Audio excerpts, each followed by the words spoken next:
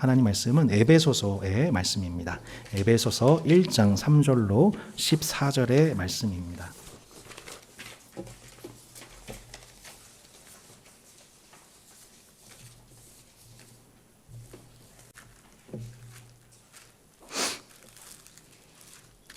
에베소서 1장 3절로 14절의 말씀, 우리 한 절씩 교독하고 마지막 절을 합독하겠습니다.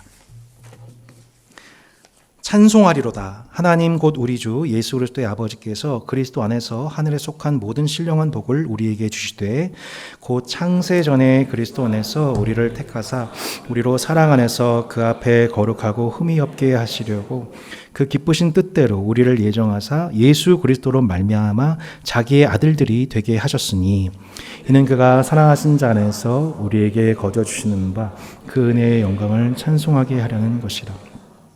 우리는 그리스도 안에서 그의 은혜의 풍성함을 따라 그의 피로 말미암아 속량 곧 죄의 사함을 받았느니라.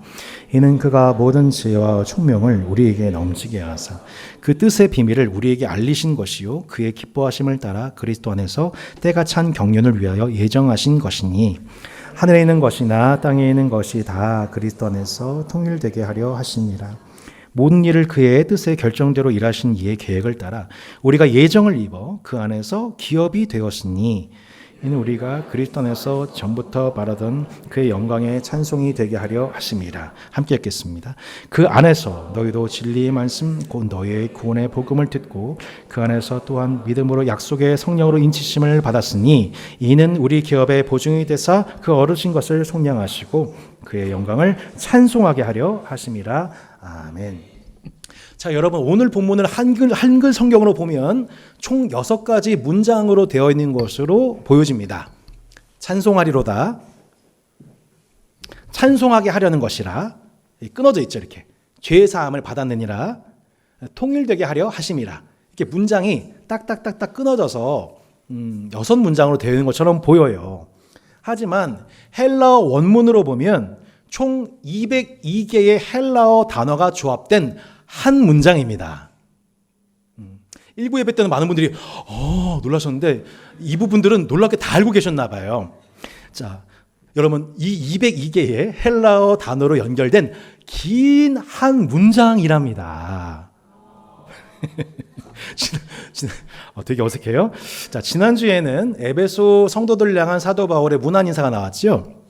오늘은 3절로 14절에 나오는 하나님을 향한 사도 바울의 송영, 찬사, 칭송, 총 202개의 단어로 조합된 하나님을 향한 긴 호흡으로 부른 칭송의 노래가 오늘 3절로 14절의 말씀입니다. 그리고 참고로 말씀드리면 이제 15절로 22절에는 사도 바울이 에베소 교회를 위해서 기도하는데 그 기도 또한 한 호흡으로 된 한 문장의 긴 기도입니다. 그리고 에베소 2장 1절로 10절에도 보면 우리가 너무나 잘 알고 있는 사도 바울의 귀한 구원론에 관한 신학이 나오는데 2절로 10절도 헬라어상으로 보면 한 긴 문장으로 되어 있는 말씀입니다. 그러니까 이 사도 바울이 그 감옥에서 하나님을 노래하는데 그 하나님이 너무너무 칭송할 부분, 칭찬을 놓쳐서는 안 되는 표현이 너무너무 많아가지고 이 표현을 붙이는 것이 몇 개예요? 202개의 단어가 조합이 돼가지고 하나님을 찬송하고 있는 거죠. 여러분, 요즘에 가끔 광고 문구에 이런 그 카피라이터를 보셨을 겁니다. 우리는 지금 손흥민의 시대에 살고 있습니다. 아멘. 아멘 하면 안 돼. 이걸 아멘 하면은 이단. 여러분, 어제 축구 보셨어요? 속 괜찮으세요? 좀 막 답답해 죽겠는데. 영국이나 한국이나 어제도 손흥민이 골 넣었단 말이죠, 그죠? 손흥민 골 어제도 막 난리가 났을 거란 말이에요. 영국이나 한국이나 전 세계적으로 손흥민 모르는 사람은 없죠. 그래서 그가 골 넣거나 어시스트를 하거나 막 탈압박을 하거나 드리블 치거나 막 그의 리더십, 막 주장으로서의 막 언행, 웃음, 패션, 일거수일투족 사람들이 다 주목합니다. 그래서 골이 터지면 현지 언론은 온갖 찬사를 더해서 막 그를 칭송해요. 뭐라 그래요? Great goal, 막 이렇게 막 awesome, fantastic, 막 world class, 하면서 막 소날두, another level. 더 이상 딸려서 제가 할 수가 없어요. 해가 더할수록 손흥민에 대한 찬사의 형용사, 뭐 명사는 계속 칭찬이 어때요? 계속 업그레이드되고 업데이트되죠. 맞나요? 예. 그래서 아마도 손흥민이 아마 나중에 나이가 40살 돼서 은퇴하게 되면은 그의 모든 커리어와 활약에 대해서 그가 뭐 300 몇 골을 넣었고, 500골을 넣었고, 뭐 몇백 어시스트를 냈고, 막 뭐 이렇게 그런 모든 기록에 대해서 영웅사적으로 매해마다 방영하고 그를 칭송하는 많은 사람들의 인터뷰와 후기들이 막 있을 거란 말이에요.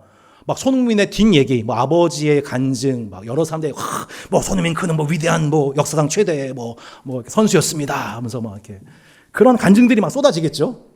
예. 그래서 저도 참 손씨라서 가문의 영광입니다. 예. 자, 여러분, 전 지금 손흥민 자랑하고 싶은 얘기가 아니라 에베소 1장 3절로 14절이 바로 그런 개념이라는 거예요. 이 단어 형용사, 알고 있는 헬라의 모든 형용사와 단어들 다 끌어모아가지고 하나님에 대한 온갖 칭송, 찬양, 그것을 다 담은 걸 뭐라고 하냐면 송영이라고 하는 거예요. 그러니까 아마 이런 거죠. 이 세상에 하나님 같은 분은 없어. 하나님이 최고야. 예. 딱 두 분만 지금 아멘하시면 돼요. 이 세상에 하나님 같은 분은 없어요. 하나님이 최고 중에 최고이세요. 라고 온갖 헬라어, 단어, 동사 다 끌어모아가지고 하나님이 행하신 모든 일들 동사, 하나님의 성품을 묘사하는 형용사, 이거 다 끌어다 모아가지고 노래하는 찬송시가 에베소 1장 3절로 14절입니다. 여러분, 지금 우리가 왜 이 자리에 모여 계신가요? 여러분, 이 자리에 왜 지금 이 자리에 앉아서 하나님을 예배하고 계세요? 왜 우리 인생의 목적을 하나님을 기쁘시게, 하나님을 영화롭게 하는 것이라고 믿으며 살아가고 계시죠? 그것은 하나님이야말로 인간이 가장 가치 있게 여길 만하고 인생의 목적을 두고 살아갈 만한 가치 있는 분이시기 때문입니다. 여러분 동의하시죠? 그래서 찬송하고 있는 거예요, 사도 바울이. 그 찬송의 대상이 누구냐면 사도 바울은 삼위일체의 하나님을 소개하고 있습니다. 성부 하나님, 성자 예수님, 성령 하나님이 우리의 예배와 인생을 통해 오직 영광받기 합당하신 분이라고 노래하고 있습니다. 삼위일체 하나님께서 성도들, 곧 교회를 위해서 행하신 일들을 생각할 때 하나님께 영광을 돌리지 않을 수 없어 노래하고 있습니다. 찬송하리로다. 그 성부, 성자, 성령 하나님이 행하신 일에 그것을 묵상한 성도의 결론이 뭐냐면 그것이 6절과 12절과 14절입니다.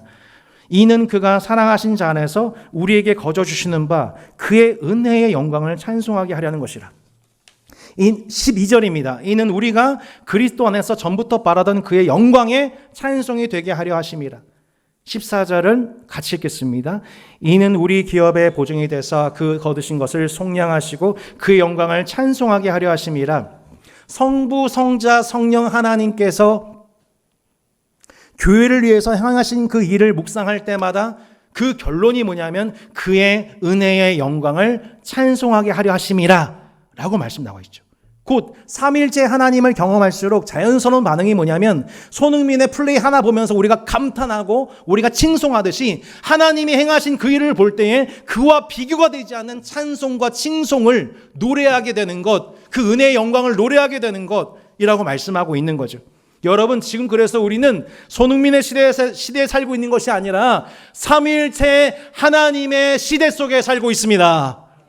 하나님의 세계 안에 살아가고 있습니다. 세상의 모든 죄를 위해 십자가에서 죽으시고 우리의 죄를 속량, 죄값을 치러주신 예수 그리스도의 자비가 강같이 흐르고 있는 시대 속에 살고 있습니다. 지금도 예수를 믿는 모든 자들에게 구원의 약속, 곧 인침이 뭡니까? 확증하는 도장을 찍고 계시는 성령님의 시대 속에 우리가 살아가고 있습니다. 그렇게 그리스도 예수의 사도된 바울은 먼저 삼위일체 하나님 예배자였습니다. 한번 따라 볼까요? 삼위일체 하나님 예배자. 그런데 가만 생각해 보세요. 지금 그는 감옥에 갇혀 있는 죄수예요. 정작 찬송의 자유를 누리며 정작 감옥에 있는 사도를 위해서 기도할 사람은 누굽니까? 에베소에 있는 성도들이죠. 오히려 바울이 감옥에서 찬송의 자유를 누리고 있고 에베소를 비롯한 소아시아의 여러 교회를 위해서 기도하고 있으며 그들을 위해서 못다한 가르침을 얘기하고 있습니다. 그는 정치적으로는 죄수였지만 마치 창공을 마음껏 누비는 한 마리의 새, 이 새 보이세요? 창공을 마음껏 누비고 있는 새 한 마리의 자유를 그 누구도 막을 수가 없듯이 그는 에베소 감옥에 갇혀 있으나 하나님에 대한 신학적인 사유와 하나님의 영광스러움에 대한 묵상과 찬양과 그 신앙적 자유와 기쁨 속에 교회를 향한 기도와 가르침 속에 몸만 감옥에 갇혀 있을 뿐이지 그는 모든 것을 자유롭게 누리고 있는 것이죠. 에베소서와 빌립보서, 골로새서 모두 옥중서신입니다. 근데 독특하게도 사도 바울의 찬송시가 모두 어디에 기록되어 있어요? 에베소서, 빌립보서, 골로새서예요. 그리스도 예수에 관한 가장 탁월한 신학과 그리스도 예수에 대한 마음속의 경외와 그 기쁨이 사도 바울 안에 가장 충만했었을 때 터져나온 그 찬송은 놀랍게도 사도 바울이 감옥에 갇혔을 때에 탁월한 찬양이 흘러나오게 된 것이죠. 저는 여러분 안에 이런 사도 바울의 참된 자유와 찬양이 있기를 주 예수 이름으로 축원합니다. 성도의 신앙과 신학의 최절정은 찬송인 것입니다. 지식에 넘치는 감탄, 여러분 안에 이 하나님으로 인한 감탄이 터져나오는 여러분의 모든 삶이 되기를 소망합니다. 삼일체 하나님 예배자 바울이 이렇게 입에 침이 마르도록 하나님을 칭송 찬양하고 있는 이유가 무엇입니까? 오늘은 본문 3절로 5절의 말씀을 묵상하겠습니다. 3절 5절 말씀을 세 절 말씀을 같이 다시 한번 보겠습니다. 찬송하리로다. 하나님 곧 우리 주 예수 그리스도의 아버지께서 그리스도 안에서 하늘에 속한 모든 신령한 복을 주시되 곧 창세전에 그리스도 안에서 우리를 택하사 우리로 사랑 안에서 그 앞에 거룩하고 흠이 없게 하시려고 그 기쁘신 뜻대로 우리를 예정하사 예수 그리스도로 말미암아 자기의 아들들이 되게 하셨으니. 아멘. 저는 이 신구약 66권 전체 말씀 중에 저 개인적으로 가장 깊은 통찰, 유레카, 드디어 찾았다. 내 인생의 목적이 이거였구나라고 하는 말씀을 에베소서 1장 3절로 4절에서 찾았습니다. 저는 청소년기까지는 하나님의 존재를 의심했었고 이 세상과 자신의 존재 이유를 찾기 위해 내가 왜 도대체 나로 존재해야 하는지, 내가 왜 지금 이 세상에서 살아가야 하는지, 내가 왜 인간이 되었는지 이 존재 목적을 찾기 위해서 문학, 사학, 철학에 관심을 가질 수밖에 없었습니다. 하지만 세상과 인생의 기원에 대해서 그 어떤 것도 명확하게 설명해 줄 수 있는 것이 없습니다. 설명을 한다 하더라도 가설일 뿐이고 확신할 수가 없었습니다. 이것은 심지어 예수님을 믿고 난 후에도 여전히 불완전한 지식으로 머물러 있었습니다. 예수님이 내 죄를 위해서 죽으시고 용서해 주셨다는 것은 이해가 되는데 애초에 왜 이 세상과 인간을 하나님이 창조하셔서 우리가 이 고생과 수고 속에 이 세상을 살아가야만 하는지 이 부분이 명확하게 이유가 납득이 되지 않았던 겁니다. 그런데 에베소서 1장 3절과 4절의 띵언이 저에게 찾아왔습니다. 자, 창세 전에 곧 세상이 있기도 전에 나라는 존재를 하나님이 선택 예정하셨다는 거예요. 보세요. 아무도 아멘 안 하시잖아요. 이게 안 믿기는 거예요. 창세 전에 하나님이 나를 선택 예정하셨다고 성경은 얘기하고 있어요. 우리의 존재가 부모님의 만남과 그분들의 결혼과 육체적 결함을 통해서 이 세상에 내 자신이 우연하게 태어난 것이 아니라 이 세상이 창조되기 전부터 나라는 존재에 대해서 하나님이 생각하시고 나라는 존재를 창조하시고 구원하시고 인치시기 위해서 태초 전, 세상이 만들어지기 전부터 선택하고 예정하신 하나님의 계획이 있었다는 얘기를 우리가 세상에서 어디서 들을 수 있냐고요. 이 세상이 있기 전에 영혼 속에 계셨던 하나님께서 크게 두 가지를 계획하셨다고 합니다. 첫 번째 계획은 하나님의 첫째 아들에 관한 계획이었고, 두 번째 계획은 그 첫째 아들로 말미암아 또 다른 하나님의 아들들을 구원하실 계획이었습니다. 이게 지금 여러분 어떻게 들을지 모르겠지만 하나님은 태초 전에 두 가지 큰 계획 갖고 계셨는데, 뭐라고요? 하나님의 첫째 아들에 관한 계획, 두 번째가 뭐예요? 하나님의 또 다른 하나님의 아들들을 구원하실 계획을 언제부터? 세상이 만들어지기 전에 계획을 세우셨다는 거예요. 첫 번째 계획을 생각해 보겠습니다. 하나님께로부터 첫째 아들이 나신 일입니다. 독생자라고 하죠. 홀로 나신 아들이라고 합니다. 하나님의 첫째 아들 예수님이시죠. 성자 예수님이십니다. 자, 첫째 아들께서 또 다른 하나님의 아들들을 구원 입양하기 위해서 인간의 몸을 입고 이 땅에 오셨을 때에 예수님은 하나님 아버지께 이렇게 기도를 하셨습니다. 자, 이 말씀 같이 한번 읽어보세요.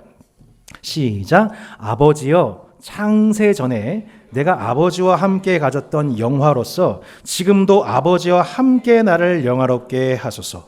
자, 잘 보세요. 뭐라고 했어요? 아버지여, 창세 전에 내가 아버지와 함께 가졌던 영화로서 지금도 아버지와 함께 나를 영화롭게 하소서.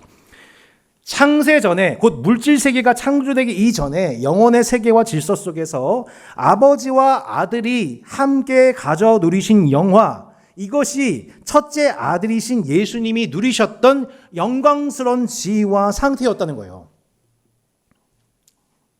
그런데 그 하늘의 영화를 버리시고 인간의 몸으로 비천해지신 예수님께서 어떻게 다시 하늘의 그 영화를 회복하게 되셨습니까?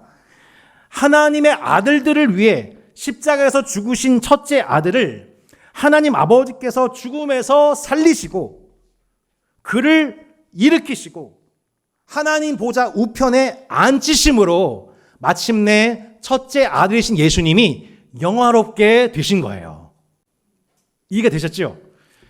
창세전에 누렸던 그 영화를 포기하고 이 땅에 인간의 몸 입고 오셨던 예수님이 십자가에서 죽으시고 부활하심으로, 그리고 하나님 보좌 우편에 앉으심으로 그 하늘에서 다시 영화를 회복하게 되신 거죠.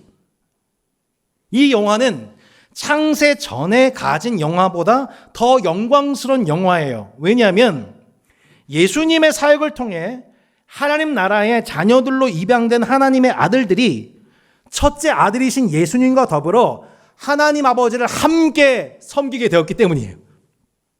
하나님 아버지께서는 그렇게 아들을 영화롭게 하셨고, 첫째 아들이신 예수님은 하나님 아버지께 영광을 돌리게 하셨지요. 이것을 사도 바울이 빌립보서 2장에서 기가 막히게 또한 찬송했습니다. 그는 근본 하나님의 본체시나 하나님과 동등됨을 취할 것으로 여기지 아니하시고 오히려 자기를 비워 종의 형체를 가지사 사람들과 같이 되셨고 사람의 모양으로 나타나서 자기를 낮추시고 죽기까지 복종하셨으니 곧 십자가에 죽으심이라. 자, 여기까지는 하늘의 영화를 버리신 예수 그리스도의 비천함을 얘기하고 있어요.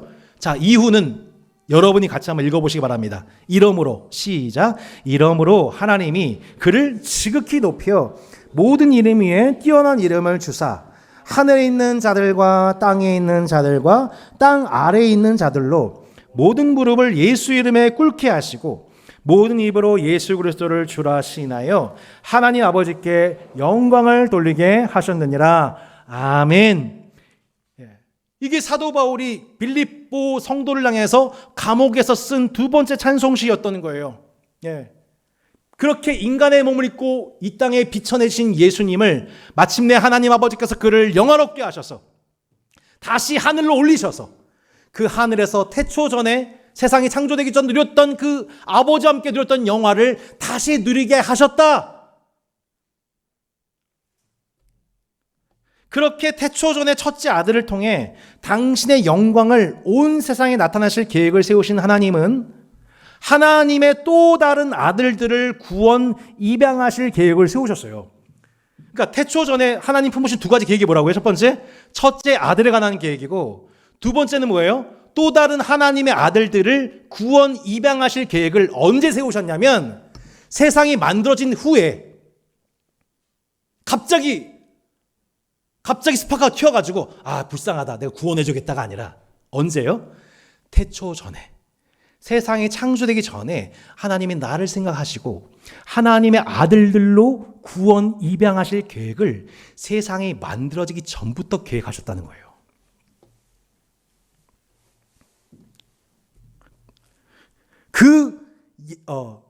세상이 창조되기 전 태어난 아들이 예수 그리스도시라면 세상이 창조된 이후에 새롭게 태어나게 되는 아들들이 바로 우리 교회인 것입니다. 그래서 요한복음 1장 12절 13절에서 이렇게 말씀하고 있는 거예요. 같이 한번 읽어볼까요? 영접하는 자 곧 그 이름을 믿는 자들에게는 하나님의 자녀가 되는 권세를 주셨으니 이는 혈통으로나 육정으로나 사람의 뜻으로 나지 아니하고 오직 하나님께로부터 난 자들이니라. 아멘. 하나님의 첫째 아들이신 예수님의 이름을 믿는 자들에게는 하나님의 자녀, 하나님의 아들들이 되는 권세를 주시는데 이게 혈통으로나 육정으로 되는 게 아니라는 얘기예요. 그러니까 무슨 뜻이냐면 내가 유대인이니까 구원을 받고 혹은 헬라인이니까 구원받지 못하는 개념이 아니라는 얘기죠. 혈통으로 나지 않았다는 얘기예요. 육정으로 나지 않았다는 거예요. 엄마 아빠가 모태신앙이어서 우리 엄마 아빠가 예수님 믿어서 내가 예수 믿게 된 게 아니고 혹은 내가 예수 믿고 싶어서 예수 믿었어요가 아니에요. 예수 믿기 싫어서 안 믿어요가 아니에요. 여러분 이해가 되세요? 사람이 스스로 하나님의 자녀가 될래요? 내가 하나님 자녀가 될래요? 내가 선택하는 게 아니에요. 혹은 하나님의 자녀가 되기 싫어요. 난 안 될 거예요. 라고 해서 안 되는 게 아니에요. 사람의 뜻으로 나지 아니하고 오직 하나님께로부터 난 자들이니라. 오직 하나님께로부터 난 자들이니라. 그러니까 우리의 구원이 누구로 말미암는 거예요? 오직 태초 전에 예정 작정하신 아버지 하나님에 의해서 우리가 하나님의 아들들이 되는 것입니다. 여러분 믿으십니까? 첫째 아들이신 예수님과 더불어 넷째, 셋째, 둘째, 셋째, 넷째 아들들이 인류의 모든 역사 속에서 새로 태어남. 첫째 아들이신 예수님은 세상이 창조되기 전에 하나님으로부터 나셨지만 우리들은 세상 창조 이후에 예수 그리스도의 복음을 통해 예수 그리스도 안에서 하나님의 아들들이 되는 그 구원의 계획을 하나님이 세상이 창조되기 전에 이미 계획하셨다. 그러니 그 하나님의 빅픽처가 얼마나 헤아릴 수 없는 깊은 하나님의 사랑이냐를 사도 바울이 지금 찬송하고 있는 것이죠. 우리가 하나님의 자녀가 되었다는 게 무슨 뜻이냐? 우리가 하나님의 아들들이 되었다는 것이 무슨 뜻이냐? 사도 바울은 로마서 8장 17절에서 이렇게 말씀합니다. 같이 함께 읽어보겠습니다. 시작. 자녀이면 또한 상속자 곧 하나님의 상속자요 그리스도와 함께한 상속자니 우리가 그와 함께 영광을 받기 위하여 고난도 함께 받아야 할 것이니라. 아멘. 하나님의 자녀가 되었다는 것은 하나님 아버지가 소유하신 나라와 기업을 상속받는 상속자가 되었다는 뜻이래요. 여러분 이해가 되세요? 내가 하나님의 자녀가 되었다고 하는 것은 물론 하나님 아버지의 형상을 그대로 빼다 박은 하나님의 아버지를 닮아가는 자녀로 거듭났다는 뜻도 있지만 또한 아버지께서 소유하고 계신 그 나라와 그 기업의 영광을 함께 배분 상속받는 상속자가 되었다. 이게 뭐예요? 하나님의 자녀가 되는 권세인 것입니다. 하나님의 첫째 아들이신 예수님이 그 하나님의 나라의 상속자이시고 우리가 하나님의 또 다른 아들들이 되었다고 하는 것 또한 그 나라의 공동 상속자로서 우리의 지위와 신분이 수직 상승하였다고 말씀하고 있는 겁니다.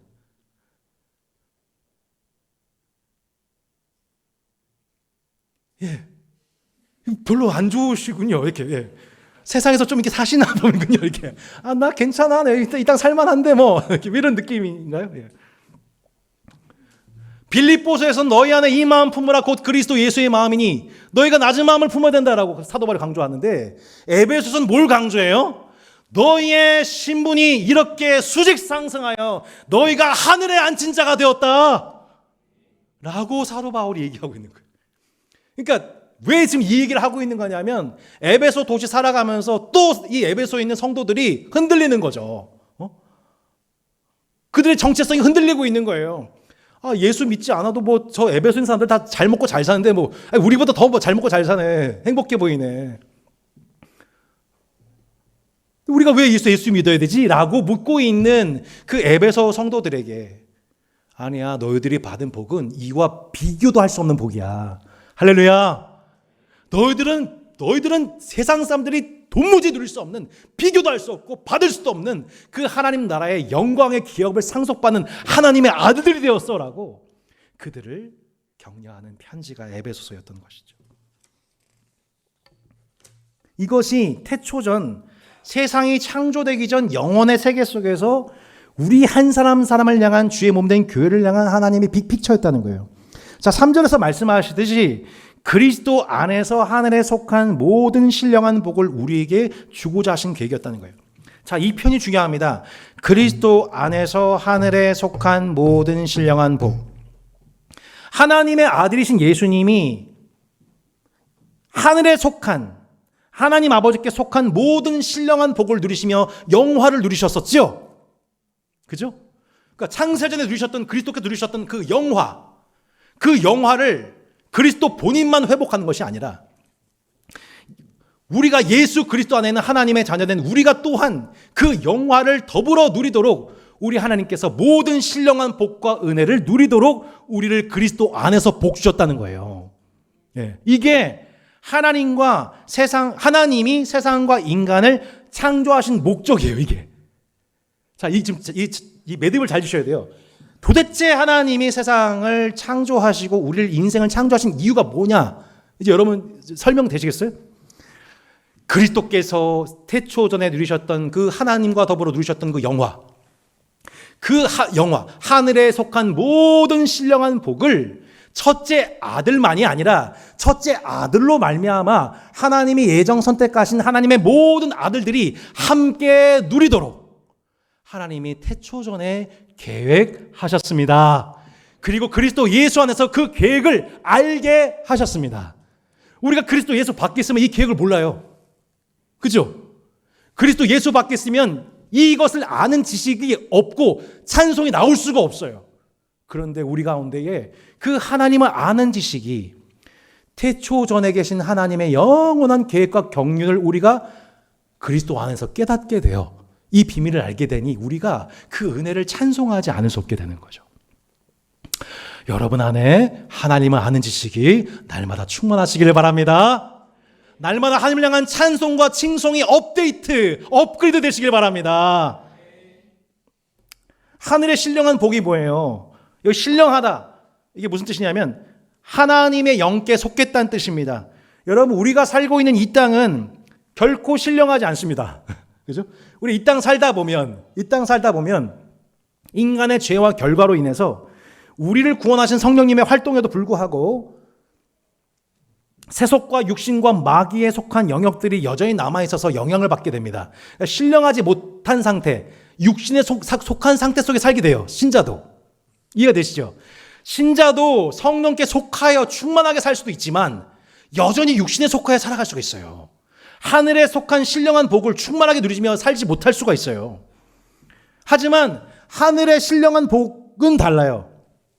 하나님 그분께로부터 나오는 모든 신령한 것들, 곧 거룩함과 의로움과 선함과 진실함과 순결함, 곧 이 땅과는 구별된 하나님의 성품이 완전하게 구별된 질서가 뭐예요? 하늘의 신령한 복이죠. 하늘에 속한 모든 신령한 복으로 충만하신 그분이 그 복을 상실한 인간에게 그 복을 회복하고자 이 땅에 오셨던 거예요. 그래서 그 예수님을 볼 때에 똑같은 인간이고 육신인데 그 모습은 너무나도 달랐다는 거죠. 말씀이 육신이 되어 우리 가운데 거하심에 우리가 그 영광을 보니 아버지의 독생자의 영광이요. 뭐라고 나왔어요? 은혜와 진리가 충만하더라. 하늘에 속한 모든 신령한 복으로 충만 그 자체이신 예수 그리스도, 할렐루야, 그 분이 나타난 거예요. 그 복으로 충만하신 예수님이 오셔서 그 복을 갈망했던 자들에게 하나님의 나라는 너희와 같이 심령에 가난 자의 것이야, 의를 위하여 박해를 받는 자들의 것이야 라고 그들을 위로하셨죠. 그리고 그 복을 누리지 못하는 인간의 저주스러움을 끊어내시기 위해서 친히 십자가에서 피 흘려 죽으시고 사흘 만에 부활하심으로 그 하늘에 속한 모든 신령한 복을 그리스도 안에서 함께 누리도록 우리를 구원하셨습니다. 그래서 하늘에 속한 모든 신령한 복을 우리에게 주시되 누구 안에서요? 예수 그리스도 안에서 이 복이 우리에게 흘러 들어오게 된 거예요. 우리가 그 복을 받게 된 거예요. 그 사도 바울이 에베소 2장 6절에서 진짜 중요한 표현 하나 씁니다. 자, 이 말씀 여러분 꼭 보세요.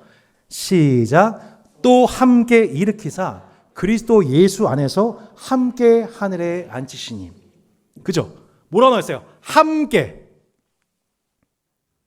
일으키셨대요. 누구를?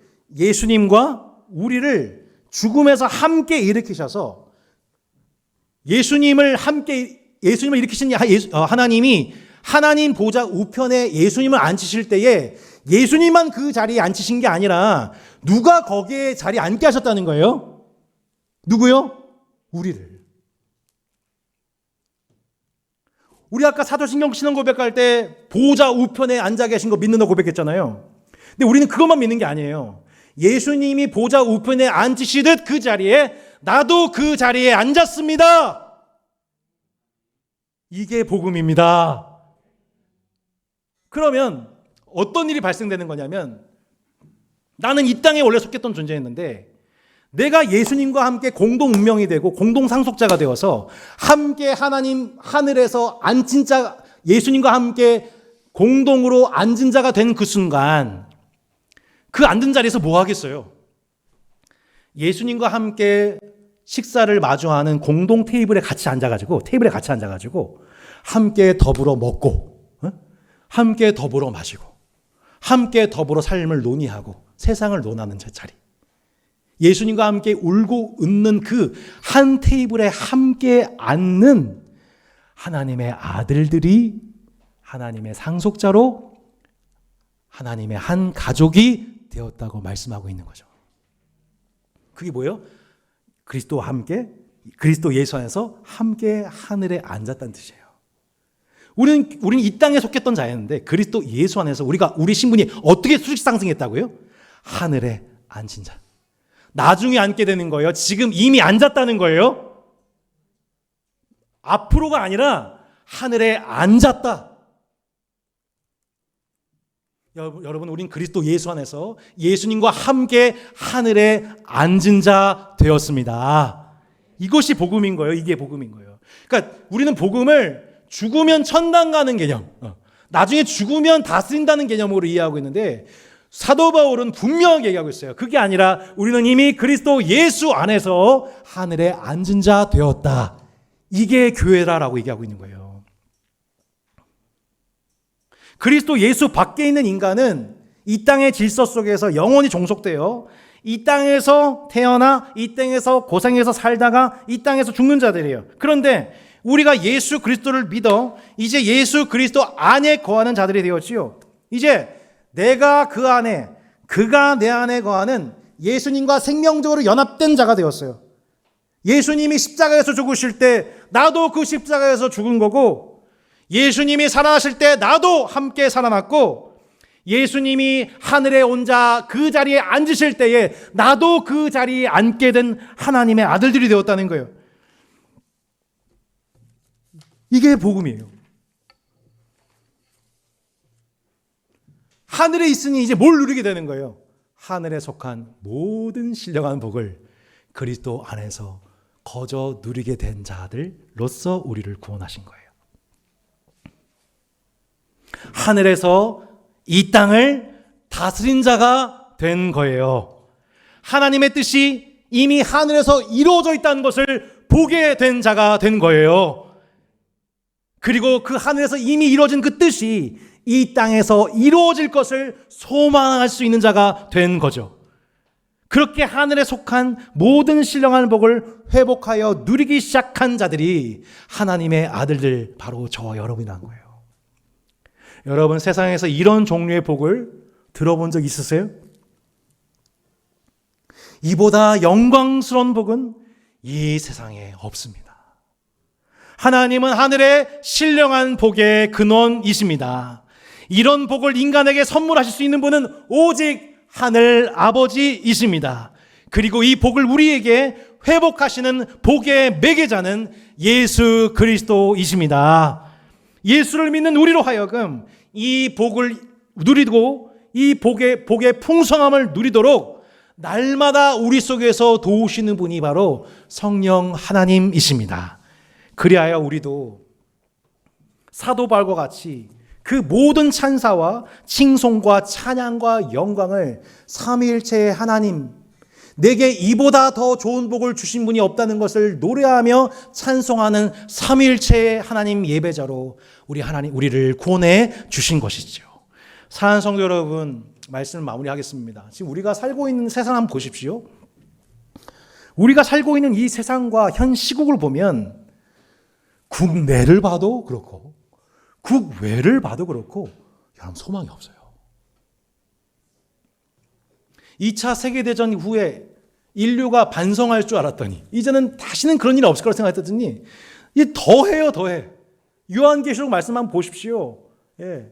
이 세상의 잔인함이 종말을 향할수록 더해집니다. 어떻게 보면요, 이 세상의 질서 속에 살아가고 있는 것 자체가 인간에게 감옥과도 같아요. 주어진 시간 동안 인생을 버티고 살아가는 것 자체가 여러분 감옥스럽다는 느낌 여러분 안 드셨습니까?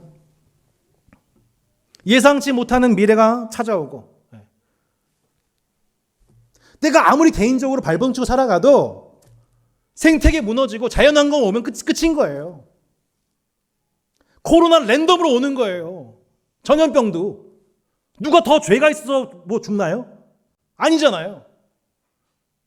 우리는 다 그렇게 예상치 못하는 그 미래와 현재 속에서 이 인생이라는 것이, 이 세상이라는 것 자체가 감옥이구나. 끊임없이 우연한 상황들을 마주해야 하는 상황들, 피할 수 없다는 점에서 이 세상은 감옥인 것이고, 하지만 실제 감옥에 갇혀 있어도 하나님에 대한 묵상과 찬송 속에 신자의 자유와 영광을 만끽하고 있는 사도 바울을 보십시오.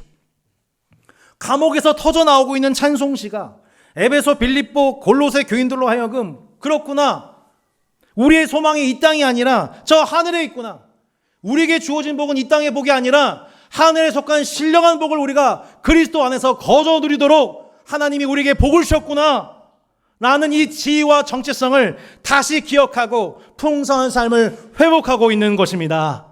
사도 바울이 언제 이 은혜를 경험했습니까? 한밤중에 바울과 실라가 기도하고 하나님을 찬송하며 죄수들이 듣더라.